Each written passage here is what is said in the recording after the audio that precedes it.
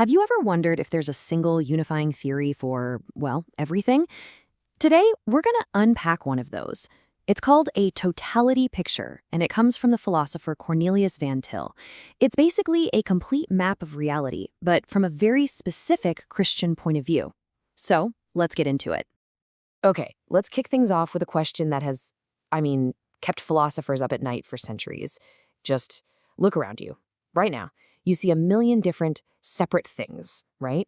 People, trees, stars, the device you're watching this on, but how do they all connect? Is there some single unifying idea holding all this diversity together? Or is reality just a big chaotic mess of random facts? This puzzle has a famous name, the one and many problem. It's all about figuring out how the universal, the one, relates to all the specific individual things, the many. You know, if you can crack this, you've got a solid worldview. But if you get it wrong, well, reality itself starts to feel like it's falling apart. Now, Van Til spots a problem right out of the gate. To even start explaining his view, he has to use the language of philosophy, right? But here's the catch. That language was built on a foundation of mostly non-Christian ideas. So his big challenge is this. How do you use these familiar words to describe a reality that is built on a totally different set of blueprints? And this is where his whole argument takes a really sharp turn away from traditional philosophy. See, Van Til's entire system is built on one single radical idea. Reality is not just one continuous thing. So this is the fundamental split. Most philosophies, right, they see reality as one single spectrum. Van Til says, nope, there are two totally distinct layers. On one layer, you have God, who is completely self-sufficient. And on the other layer, you have, well, everything else. The entire universe, which is completely derivative. It absolutely depends on God for its existence, for its meaning, for everything. This quote just nails it perfectly. There's a fundamental difference in the very nature of being. One is the source, and the other is the product.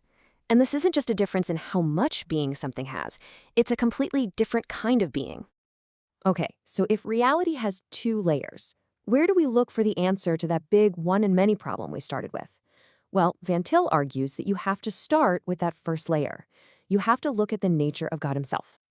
And this is a huge shift in thinking.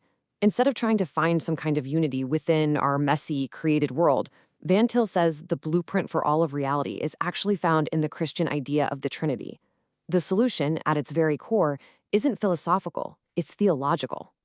So how in the world does that work? Well, in the Trinity, you have one God, but you also have three distinct persons. For Van Til, this is the perfect, self-contained solution to the one and many.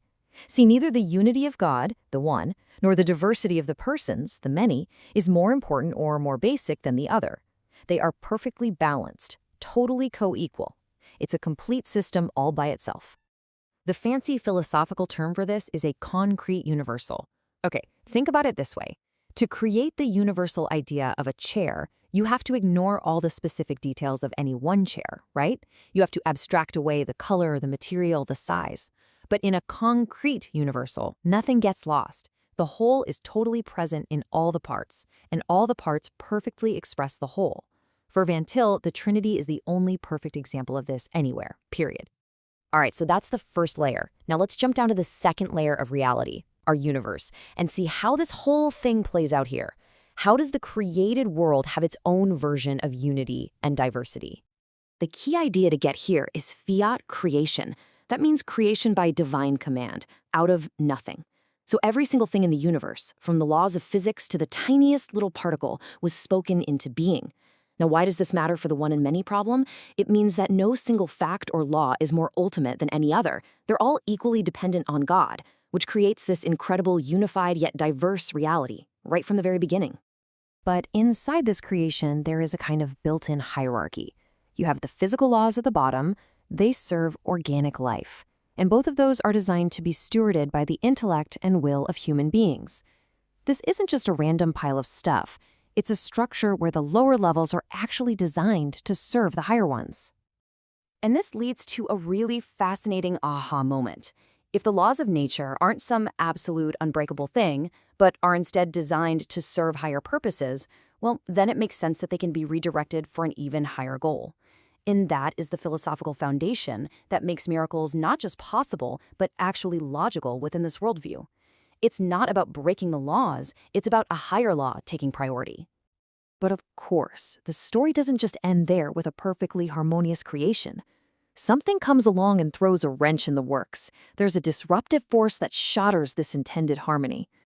This quote from Jesus, it can sound pretty shocking, right? But it's absolutely crucial to this totality picture.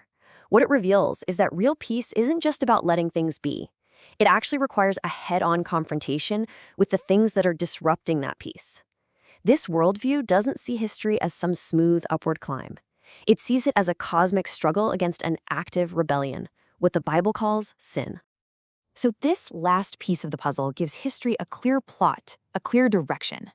It starts with a creation that's been put under a curse because it's broken by sin. Then comes the turning point, this remedial influence of Christ's work, which is designed to confront and destroy that evil. And it all points to a final goal, the regeneration of all things, a true and lasting peace that is won through victory, not through compromise. So, let's just zoom all the way back out. What Van Til's totality picture gives us is this complete system where God isn't just some abstract idea or a logical necessity. He is the personal creator of everything, including time and reality itself. And Van Til would argue that's what makes this worldview fundamentally different from every other philosophy out there. And that kind of leaves us with one last thought. Whether we know it or not, every single one of us is working with some kind of totality picture. We all have one. So the question is, what does your picture assume? How do you solve that ancient nagging puzzle of the one and the many?